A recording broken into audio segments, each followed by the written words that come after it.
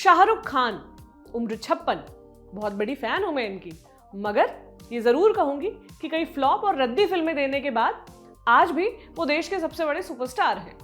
सलमान खान, उम्र 56, इनकी fan following आज भी ऐसी है कि लोग इनके लिए मार काट कर जाएं। आमिर खान, उम्र 56, कोविड का दौर हटा दें तो हर साल ऐसी पिक्चर लेके आते हैं जिसका लोग पूरे साल इंतजार करते हैं। इनकी आने वाली फिल्म लाल सिंह चड्ढा के चर्चे भी कभी फिल्मी खबरों से बाहर नहीं होते दिखते। अक्षय कुमार, उम्र 54, लोगों ने इन्हें टिप टिप बरसा पानी के रीमिक्स में देखकर कहा ये आदमी कभी बूढ़ा नहीं होता। अब इनके समय की एक्ट्रेसेस को याद कीजिए। इनके समय मतलब जो इनके आसपास इनके साथ लॉन्च हुई थी, इनके साथ 90s की फिल्मों में दिखती थी। काजोल, जूही चावला, आयशा जुल्का, रवीना टंडन, करिश्मा कपूर, माधुरी दीक्षित, रानी मुखर्जी वगैरह। अब सोचिए कि जब बात किरदारों की होती है तो आपको राज, राहुल, चुलबुल पांडे या फिर अजय सिंह राठौर के किरदारों के मुकाबले कितनी एक्ट्रेसेस के किरदार याद हैं, कितने ऐसे रोल याद हैं जिनकी वजह से आप उन फिल्मों को याद रख सकते हैं।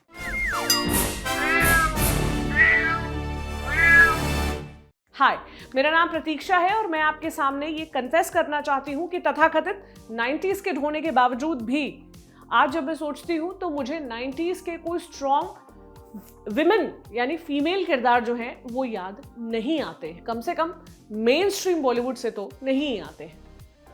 ये मेरे दिमाग में क्यों आया? असल में मैं नेटफ्लिक्स ब्राउज कर रही थी और कुछ दिनों से एक थंबनेल पर मुझे रवीना टंडन दिख रही हैं। शो का नाम है आरण्यक। इसका रिव्यू तो फिलहाल आपको नहीं दे पाऊंगी, लेकिन इतना जरूर कह सकती हूँ कि रवीना को प्रॉपर एक्टिंग करते हुए बहुत सालों बाद देखा गया है, खासकर किसी ऐसे रोल में जिसके प्लॉट के लिए, जिस कहानी के प्लॉट के लिए उनकी मुख्य भूमिका हो। हम ऐसी फिल्में देखते हुए बड़े हुए हैं जो पुरुष को केंद्र में रखकर बनती आई हैं। मेन स्ट्रीम सिनेमा की बात करें तो ऐसा लगता है कि बीते कुछ साल अगर माइनस कर दिए जाएं तो फिल्में बन ही इसलिए रही थी कि पुरुष की कहानी कही जा सके। वही हॉट है, वही कूल है, उसके लिए दो नायिकाओं के बीच राइवलरी हो जाएगी, आपस में लड़ लेंगी।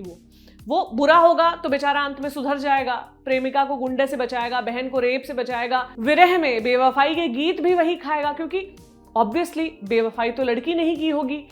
वो रोती हुई लड़की का कंधा भी बनेगा और प्रेमिका की शादी में सिलेंडर भी उठा लेगा।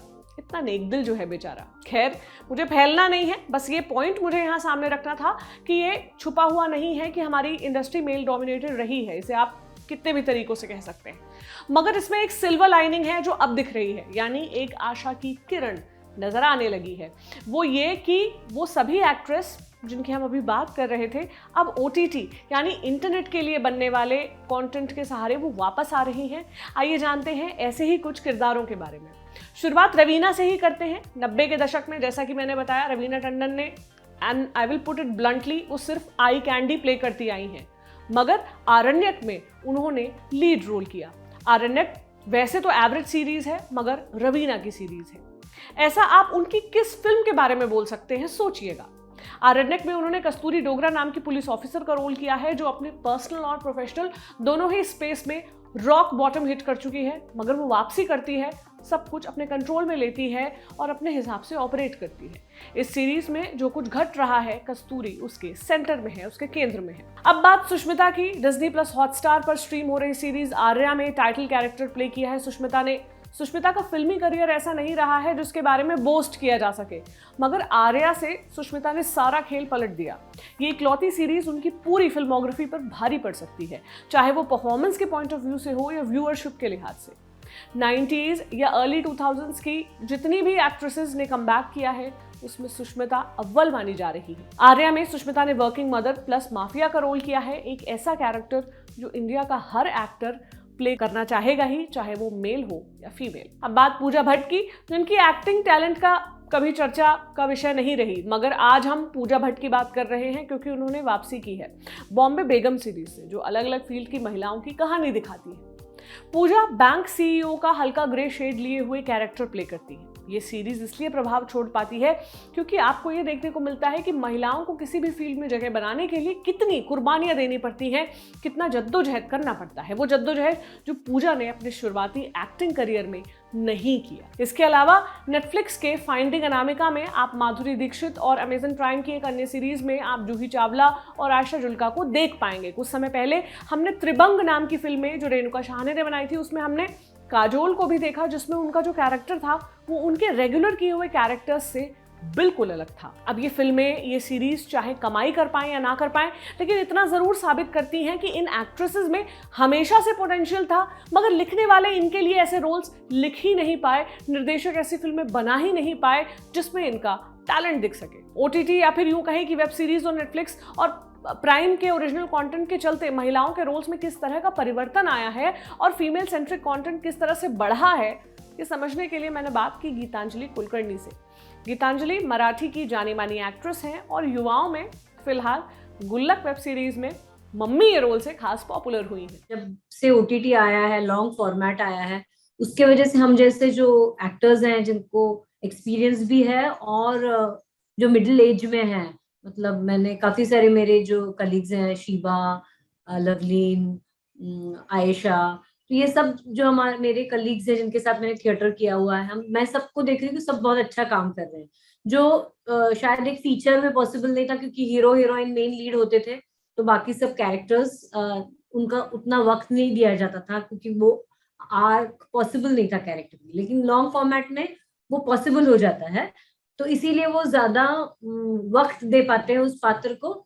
और एक चीज है कि जब ओटीटी पे आया है तो अलग अलग किस्म का ऑडियंस है, ऐसा नहीं कि एक ही किस्म का ऑडियंस है जो थिएटर में जाके कुछ देखेगा, फिल्म देखेगा। तो अलग अलग किस्म के ऑडियंस को आपको उस जॉनर का एक मटेरियल देना पड़ता है।